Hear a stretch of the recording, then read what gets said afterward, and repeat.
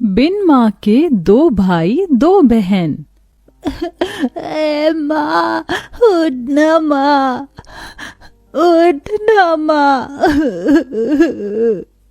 विनोद भैया, माँ को उठने को बोलो ना।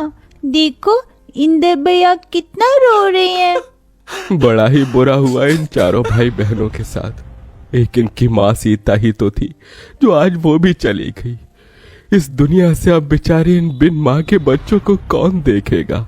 वही तो मोहन, अरे एक माँ बिना बाप के भी बच्चे पाल लेती है, मगर एक बाप नहीं। यूं तो ये दोनों भाई हैं, मगर हैं तो ये भी बच्चे। अब 10-12 बरस कोई उम्र थोड़ी है इनकी कमाने की। वहां खड़ा हर कोई उन बिन माँ के बच्चों को देखकर दुख जता रहा है। विनोद, इंदर, सुमन और राधा अपनी माँ की बेसुध पड़ी लाश को देखे जा रहे थे। सीता के पिता ने उसका हाथ रमेश जैसे गलत इंसान के हाथ में दे दिया। सीता को शादी के बाद पता चला कि रमेश पियक्कड़ है, मगर हर औरत की तरह सीता ने भी इस उम्मीद से कि एक न एक दिन रमेश सुधर जाएगा, उसने इस रिश्ते को निभाया और 2 बेटी और 2 बेटों को जन्म दिया। सारा जीवन दुख उठाकर उसने भरसक उन्हें पालने की जिम्मेदारी उठाई, मगर उसका कमजोर शरीर जरूरत से ज्यादा मेहनत करने की वजह से कई बीमारी में घिर गया और आज सीता इस दुनिया में नहीं रही।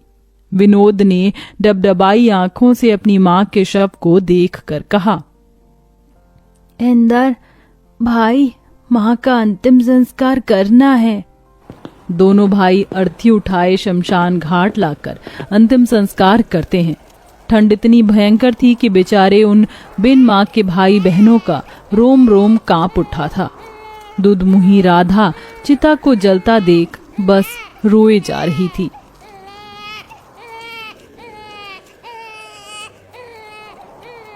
खुद जलते जलते भी वो माँ अपने औलाद के उघार शरीर को गर्माहट से भर जाती है। बेचारे उन चारों भाई बहनों को भूखे प्यासे 2 दिन हो जाते हैं।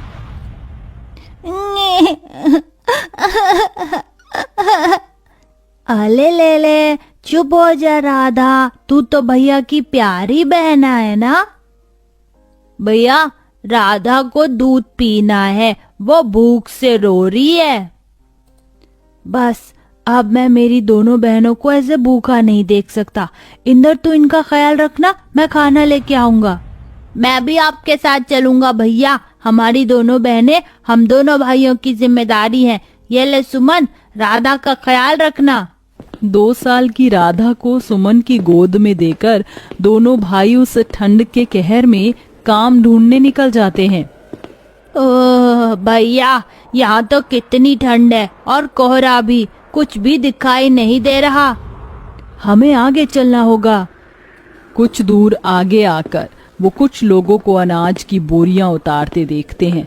चल भाई, वहाँ चलकर काम मांगते हैं। हाँ भैया। जरा जल्दी जल्दी बोरी उतारो। दोनों भाई रामनाथ के आगे हाथ जोड़कर खड़े हो जाते हैं। सेठ जी हमें भी काम दे दीजिए। मगर बच्चों, तुम तो अभी बहुत छोटे हो और ये बोरियां उतनी ही भारी हैं, उठा पाओगे तुम? तभी दोनों की आंखों के सामने अपनी बहनों का भूखा चेहरा आ जाता है। हाँ सेठ जी, हम उठा लेंगे, क्योंकि इस वक्त हमें अपनी दोनों बहनों के लिए खाना लेकर जाना है। रामनाथ दोनों को काम दे देता है। ठंड में बोझा ढोके खाना लिए वो घर जाते हैं और अपनी बहनों को पेट भर कर खिलाकर खुद भूखे सो जाते हैं। ऐसे ही 15 साल बीत जाते हैं। विनोद, इंदर, ये लो तुम्हारी आज की दिहाड़ी। कितने हैं सेठ जी? दोनों के मिलाकर पूरे 2000 हैं। बहुत बहुत शुक्रिया सेठ जी। विनोद, कितनी बार कहा है मुझे सेठ जी मत कहा कर, काका कहा कर। कितने छोटे से आए थे तुम यहाँ, 15 साल बीत गए। तुम दोनों भाइयों की वजह से मेरा कल का छोटा सा गोदाम राशन मिल बन गया है। खैर, पिछले 2 दिन से तुम घर नहीं गए। जाओ, तुम्हारी दोनों बहनें चिंता कर रही होंगी। चलो भैया, घर चलते हैं। तभी उन्हें जाता देखकर रामनाथ ने कहा, इन दोनों भाइयों को देखकर लगता ही नहीं है कि ये बिन मां के बच्चे हैं। खुद पर दुख उठाकर अपनी दोनों बहनों को पढ़ाया लिखाया। ईश्वर ऐसा भाई और ऐसी औलाद हर मां को दे। राधा, सुमन, कहाँ हो हमारी प्यारी बहनों? विनोद भैया, इंदर भैया, कहाँ थे आप? आप दोनों को देखो तो मुंह कैसे मुरझाया हुआ सा है। अरे वो सब छोड़ो और ये देखो, हम तुम दोनों के लिए क्या लाए हैं। क्या लाए हैं भैया? अरे ये तुम दोनों के लिए दो दो जोड़ी सूट और ये स्वेटर। भैया, इसकी क्या जरूरत थी? कितनी ठंड पड़ रही है और आप हर दिन ऐसे ठिठुरते हुए जाते हैं काम पर। हर बार हम दोनों बहनों के बारे में सोचते हैं, अपने तन पर एक जोड़ी स्वेटर भी नहीं खरीदते। आप नहीं जानते भैया, आप दोनों जब कांपते हुए काम पर जाते हैं ना, तो हमें बहुत दुख होता है। कहते कहते सुमन रो देती है। अरे पगली, रोती क्यों है? तुझे पता है तुम दोनों हमारे जिगर का टुकड़ा हो। हम तुम्हारी आंखों में आंसू नहीं देख सकते, इसलिए तुम्हारे गरीब भाई खुद ही दुख उठाते हैं। तभी डबडबाई आंखों से राधा कहती है, भैया फिर कभी खुद को गरीब न कहना। सच कहती हूँ, ये हमारी तकदीर है जो आप दोनों हमारे वीर हैं। आप दोनों की परछाई में हमने हमेशा माँ को देखा है। आज भी याद है हमें, मुझे और सुमन दीदी को पेट भर खिलाने के लिए आप दोनों कैसे भूखे रह जाते थे, हमें पढ़ाया लिखाया। भैया, अब आप दोनों शादी कर लीजिए। नहीं सुमन, जब तक तुम दोनों का घर नहीं बस जाता तब तक हम भाई शादी नहीं करेंगे। तभी दारू के नशे में धुत रमेश घर में घुसा।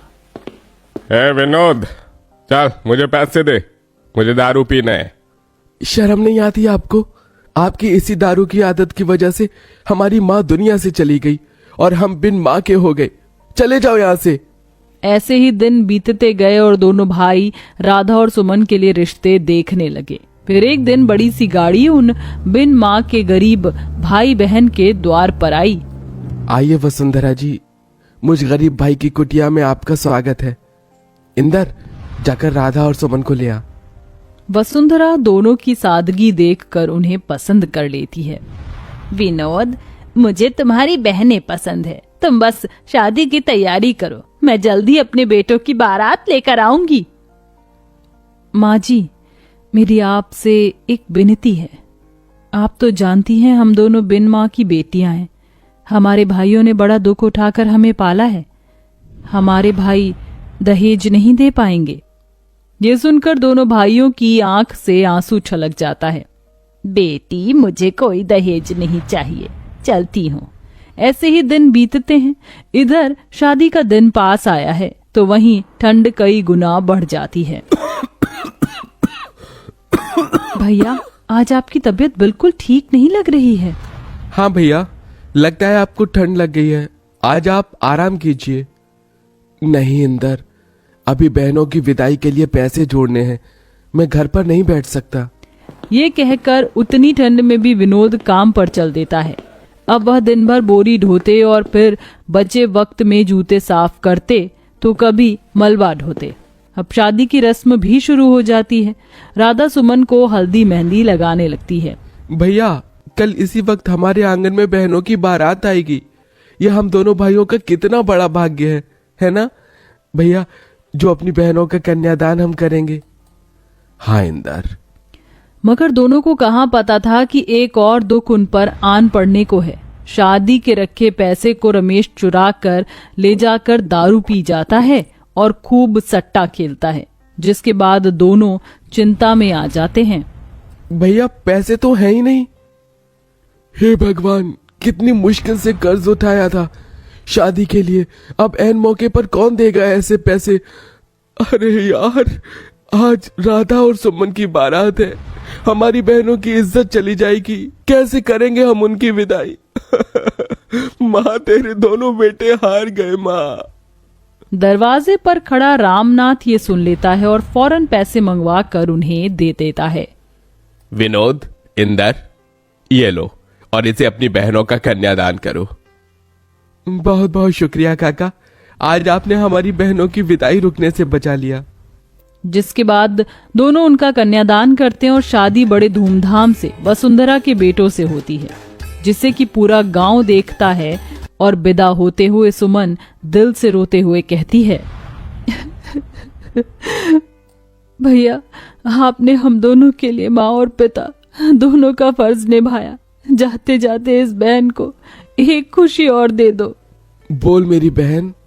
भैया, अब बस अपना घर बसा लो। हम दोनों आपका घर बसते देखना चाहती हैं।